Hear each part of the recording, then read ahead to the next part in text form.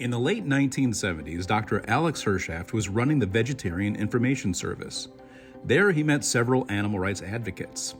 He was impressed with their enthusiasm and the fact that they too opposed the use of animals for food. So in August of 1981, he invited a couple hundred vegetarian and animal rights advocates to a conference in Allentown, Pennsylvania. It was called Action for Life and is generally regarded as the birthplace of the U.S. animal rights movement. He did several more of these until another organization took over. Finally, in 1997, Dr. Hershaft launched the current series of animal rights national conferences. Years ago, a small group of animal lovers met on a college campus and started what became known as the Animal Rights Movement. Since then, the group has become a worldwide organization. In tonight's Animal Patrol, Angela Hill takes us to Washington, D.C. for the 20th anniversary Animal Rights Conference.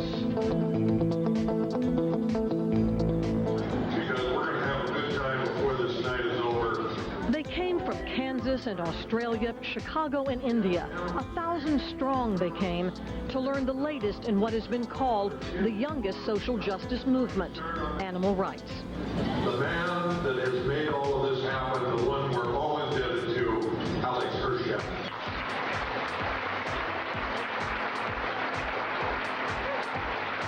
It is this man who helped found the modern animal rights movement. Alex Hershaft, 20 years ago. And that's when I decided to devote the rest of my life to bringing about the change in the national and the global diet to plant-based foods.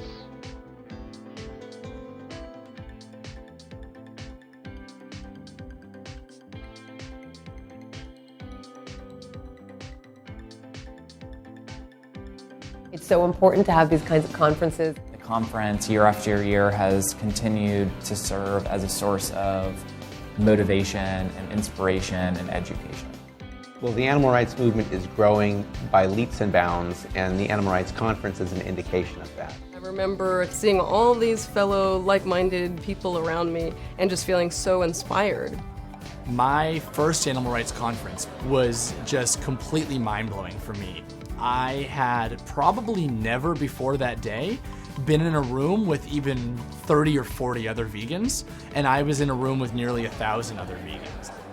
There's been such a shift in the past decade. The social media world has revolutionized how we can reach out to people and show them factory farming footage to get information out there. The struggle for animal rights is the struggle against all forms of oppression.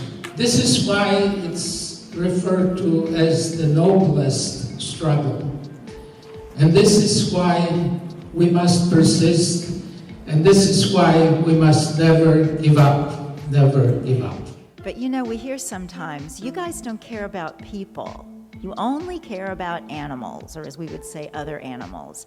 That is so not true. We care. And Alex cared, and I will always remember that. And we can do better. I know we can do better. The vegan movement exists as a counterpoint to those attitudes and behaviors that are toxic in the dominant culture.